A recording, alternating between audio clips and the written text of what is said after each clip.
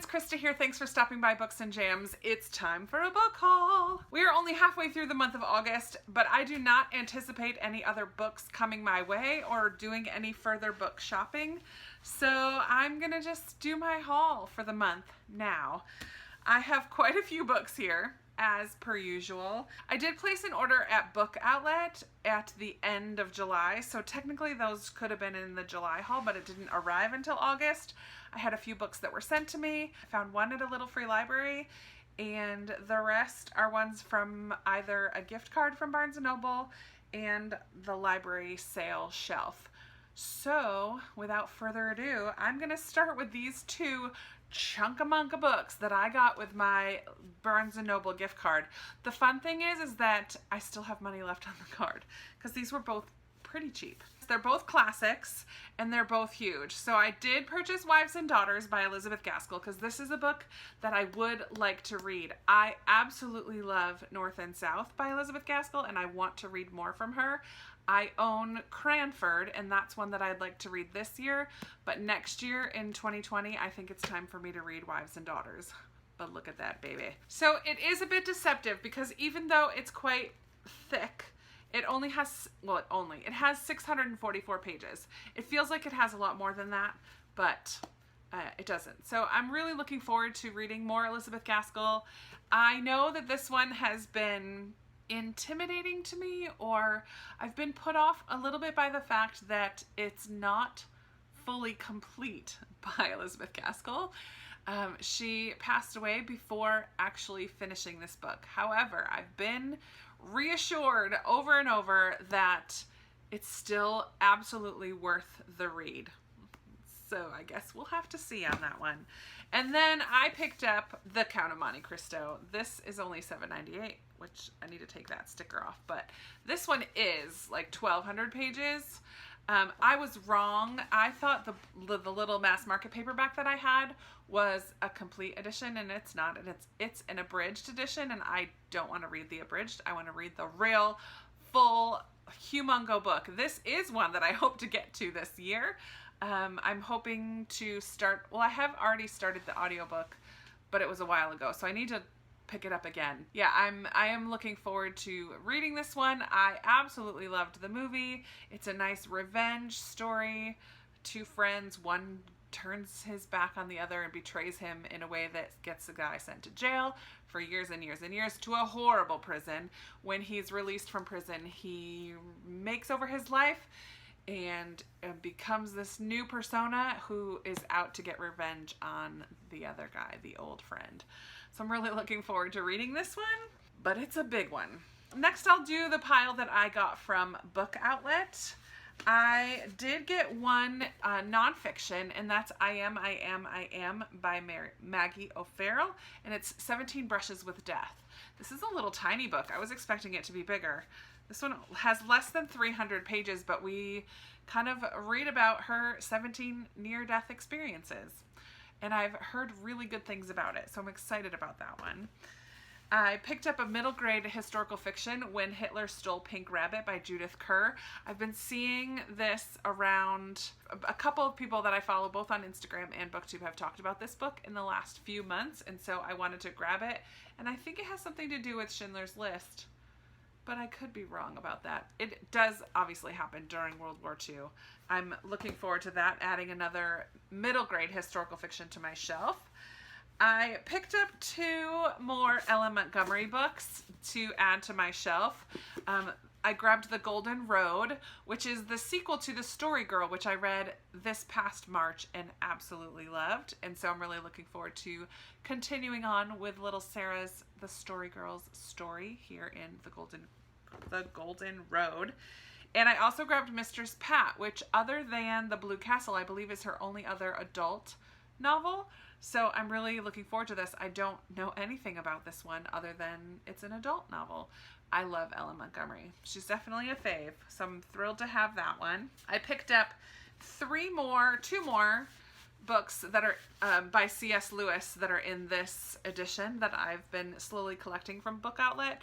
So I grabbed All My Road Before Me, which is his diary from 1922 to 1927. So that should be interesting to read. And also The Personal Heresy A Controversy by C.S. Lewis and E.M.W. Tilliard. So I'm glad to add to that C.S. Lewis collection. I did pick up one adult book from Book Outlet, and that is a Christina Lauren. This is Love in Other Words. I recently read The Unhoneymooners and loved it.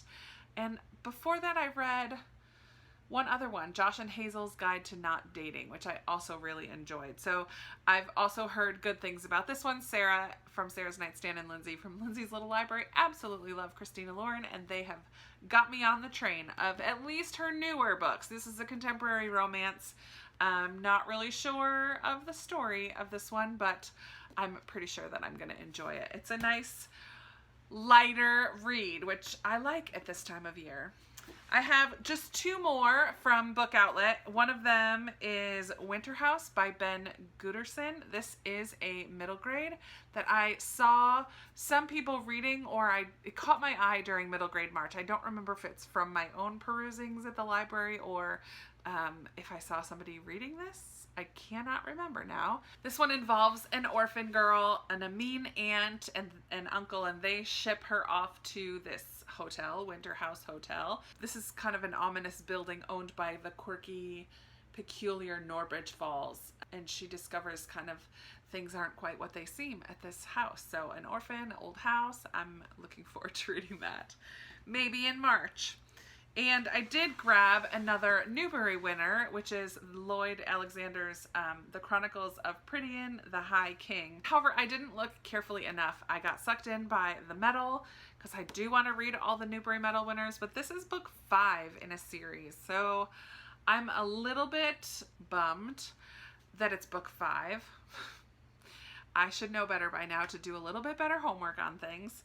I'm not sure if this is a series where you can read them all out of order or if you need to start at book 1. They are super short. It is a middle grade, so it shouldn't be a big deal if I need to start at the beginning to get them from the library, but I am just a little bit disappointed in myself for not doing better homework. I did stop at one little free library this month, and I grabbed The Girls of Ennismore by Patricia Falvey. I had never heard of this before, but it is something that stands out to me. Historical fiction set in Ireland in the early 20th century. This novel explores an unlikely friendship between two girls of vastly different backgrounds as each tries to overcome the barriers set by class and birthright. So maybe a little upstairs, downstairs situation. One of them is going to have a coming out. All set in the backdrop of Ireland and things going on in the early 20th century, which potentially into the First World War as well. So it was free at the little free library. I did grab a couple books off of the library sale shelf when I took one of the kiddies that I watched to a story time. And so these were $2 for the hardcover and $1 for the paperback. So I grabbed Manhattan Beach by Jennifer Egan, which is about, I believe, female divers in World War II, which I'm excited about. Maybe female spy divers? I'm not sure. But I have heard kind of mixed things, I think, about this one. But for $2, I thought I would grab it, add it to my World War II shelf, and maybe hopefully read it someday.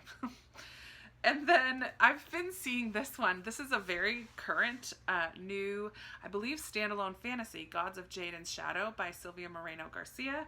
I'm not a huge fantasy reader, but every once in a while I do enjoy picking up a fantasy, and this, I believe, is a standalone from the little that I know, but takes place in kind of the jazz age as well. So there's a little bit of a historical element, but deals with Mexican folklore and fairy tale. Here's the brief sentence summary. The Mayan god of death sends a young woman on a harrowing, life-changing journey in this dark fairy tale inspired by Mexican folklore. I like that it has some diversity in there with the Mexican folklore. I'm not familiar with Mexican folklore, but I'm really excited to read a fantasy that is inspired by that has kind of fairy tale-esque feel to it.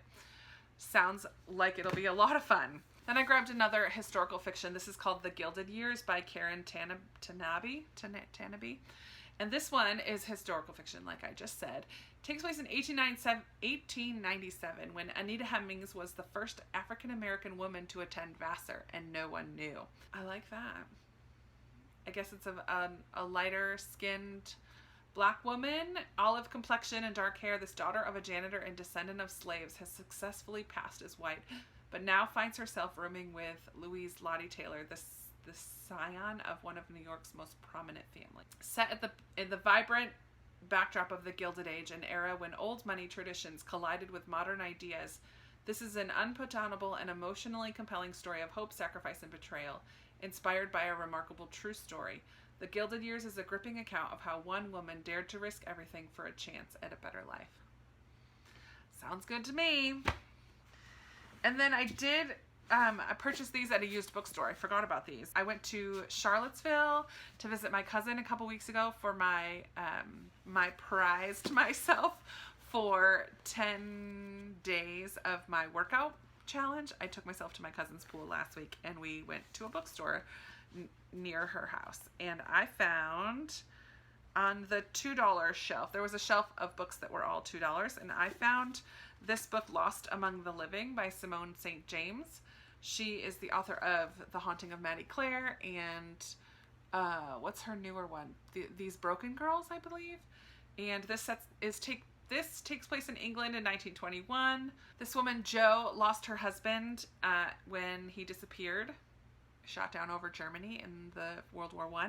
She becomes a paid companion to her deceased or her missing husband's great aunt, wealthy, condescending aunt. She travels to their family estate in the countryside, and things start happening. Things that get rearranged in her room.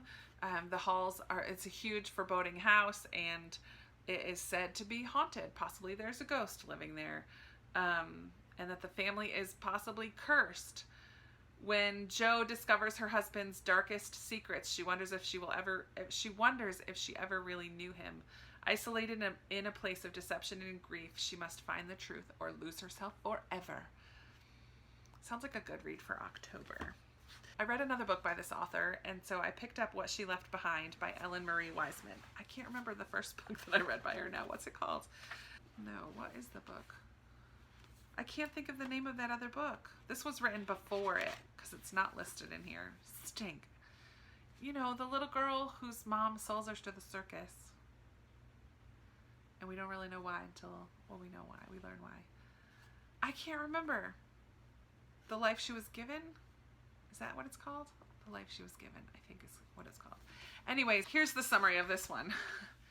In this stunning new novel, the acclaimed author of The Plum Tree merges the past and present into a haunting story about the nature of love and loyalty and the lengths we will go to protect those who need us most.